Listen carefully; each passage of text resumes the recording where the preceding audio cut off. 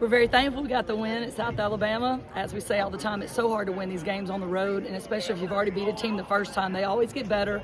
It's always a lot closer, and this game was closer than what the score shows. It came down to us having to hold the ball and slow the ball up, which is not really our cup of tea, but it felt like it's the only way we could put the game away at the end, because every time they touched the ball, we got called for a foul. So we just decided at the very end just to hold it until the last couple seconds of every possession, and then go in and try to score. And Ashley Baez went in 2 times in a row on the very last second and made a layup and kind of iced the game and put it away for us. One thing I want to talk about, first quarter, 15-6. That was how much South was up.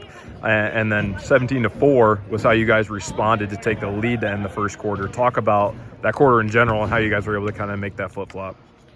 They came determined to win this game. You know, they won their last game, and it's kind of like, you know, you want to prove that you're on a roll and you're coming together the best time of year. And so they had a great pushback at the beginning of the game. They were wanting to win this game, and so they came out and did what they did, and I'm proud of the team for responding and do what they had to do, getting stops and then scoring on the other end to pull the game back around to be in our control.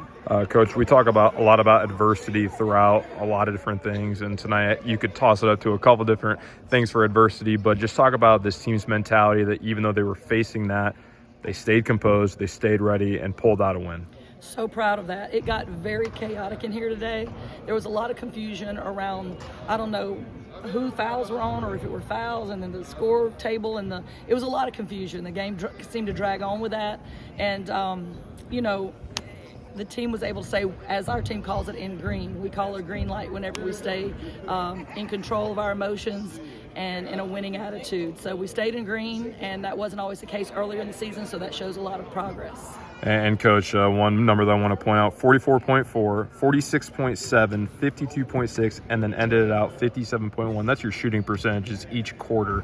Just talk about that, because obviously you have the number 1 scoring offense in the league. So just talk about seeing it kind of coming to fruition with efficiency.